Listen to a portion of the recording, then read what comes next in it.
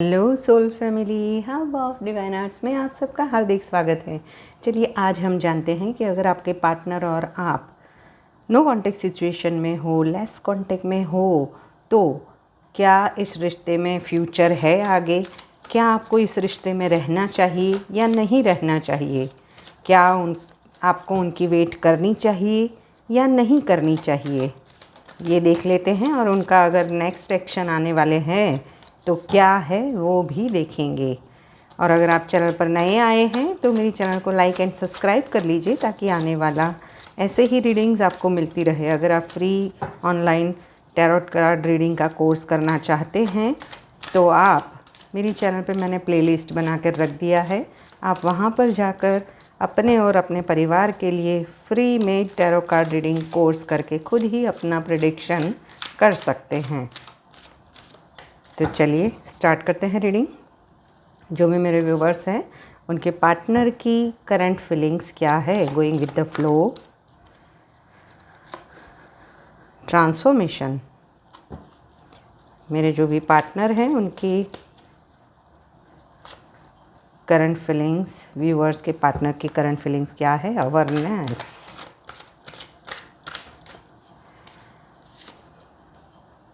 Moment to moment. मेरे viewers के जो भी पार्टनर हैं उनकी करंट एनर्जीज क्या है,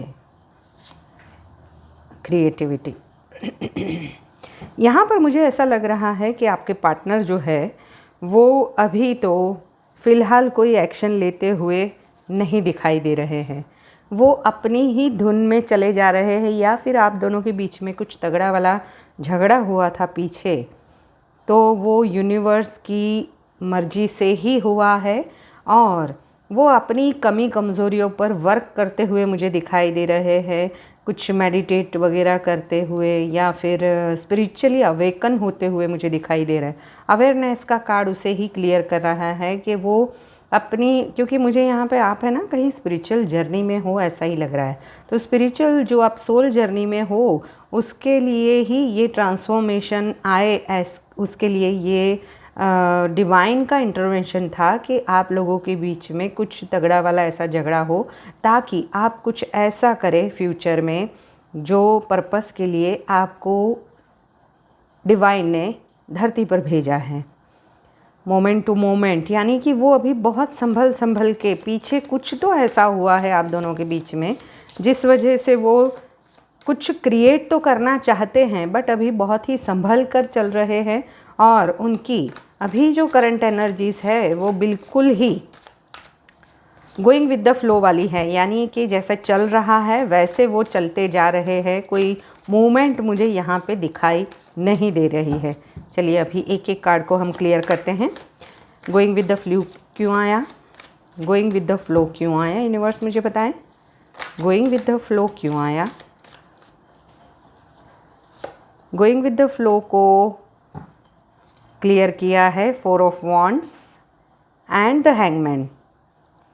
यहाँ पे मुझे ऐसा दिखाई दे रहा है कि going with the flow because उन्होंने बहुत सारे पीछे एफर्ट्स लगाए थे आपके रिश्ते के लिए, या आप शादीशुदा हो या फिर आपके साथ में शादी के लिए उन्होंने, या फिर आपका पार्टनर शादीशुदा है फिर भी उन्होंने, या शादी जो है की है उसमें भी ये प्रॉब्लम्स चल रहे हैं जो twin flame journey, soulmate journey वाले हैं, या फिर एक मैरिड एक अनमैरिड है उसमें भी ऐसा हो सकता है, या फिर दोनों भी अनमैरिड है बट शादी के लिए यहाँ पे बहुत सारे एफर्ट्स लगाने की कोशिश की थी पर कुछ रिज़ल्ट नहीं मिला है। इसकी वजह से उन्होंने थक हार कर ये डिसीज़न लिया है कि गोइंग विद द फ्लो, यानी कि जैसे चल रहा है वैसे चलने दो। उन्होंने जितने एफ़र्ट्स लगाए थे उतने लगा लिए बट वो आपको अभी भी स्पाई कर रहे हैं अगर आप नो कॉन्टेक्ट सिचुएशन में हो तो। ट्रांसफॉर्मेशन क्यों आया यूनिवर्स, मुझे बताएं ट्रांसफॉर्मेशन क्यों आया। यूनिवर्स ट्रांसफॉर्मेशन को क्लियर करें। The moon and the 5 of cups. हाँ, यानी कि आप दोनों के बीच में इमोशनली जो डिस्टेंस आया है उस वजह से वो रात को जग कर आपके बारे में ज़्यादा सोचते हुए मुझे दिखाई दे रहे हैं, क्योंकि यहाँ पे मुझे थर्ड पार्टी तो दिखाई ही दे रही है, यानी एक मैरिड है या अनमैरिड है, या दोनों मैरिड है, या फिर दोनों अनमैरिड है। यहाँ पे मुझे है ना कलेक्टिव एनर्जीज जो मिल रही है। बट ये रीडिंग जो भी चल रही है वो सोलमेट या ट्विन फ्लेम जर्नी वालों के लिए ही ये रीडिंग मुझे खास करके दिखाई दे रही है। पास्ट में कुछ थर्ड पार्टी की वजह से आप दोनों के बीच में कुछ भी तगड़ा वाला झगड़ा हुआ था, उस वजह से वो अभी इमोशनली बहुत ही हर्ट है और वो वही सोच रहे हैं कि अगर ऐसा नहीं हुआ होता तो आज कुछ अलग होता।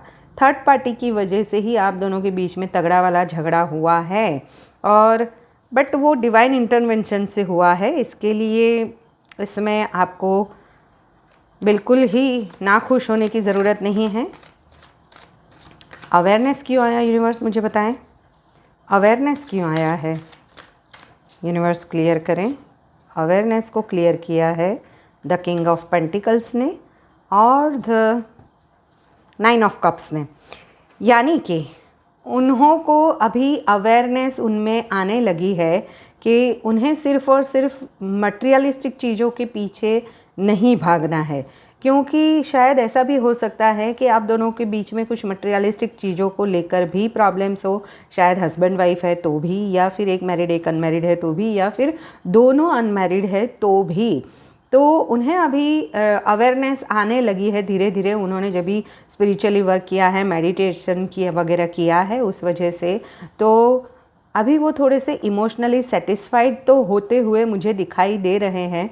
और उन्हें ऐसा लगता है कि आपके साथ में जब वो थे तब वो बहुत ही इमोशनली आपसे कनेक्टेड भी थे, और इमोशनली आपके साथ में जो महसूस कर सकते थे, ऐसा महसूस उन्होंने कभी किसी के साथ नहीं किया।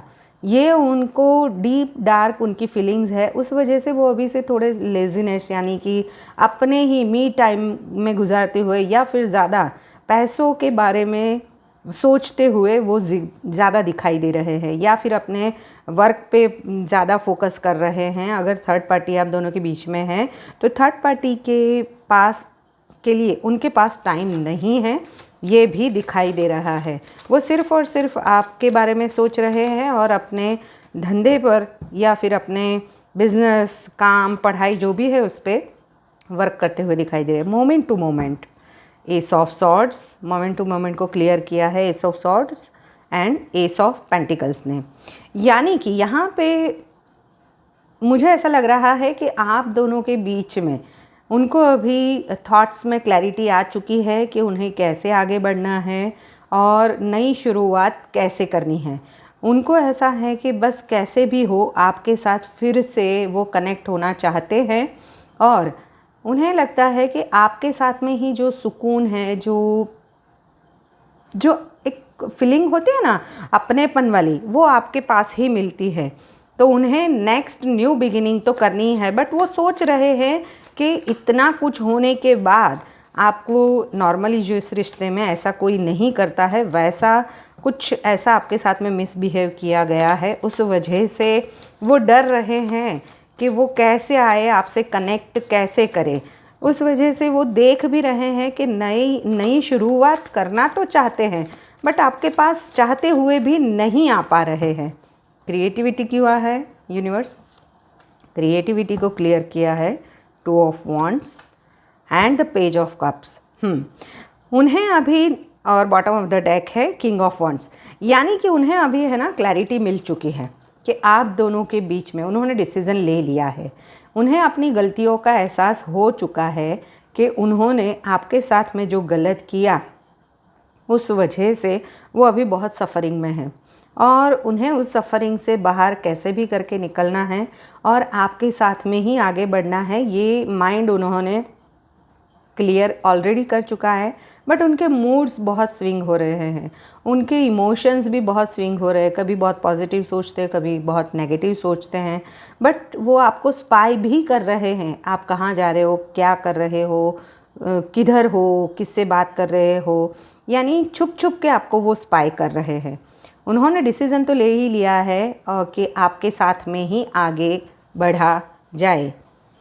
चलिए देखते हैं क्या वो आएंगे, क्या उनका नेक्स्ट मूव।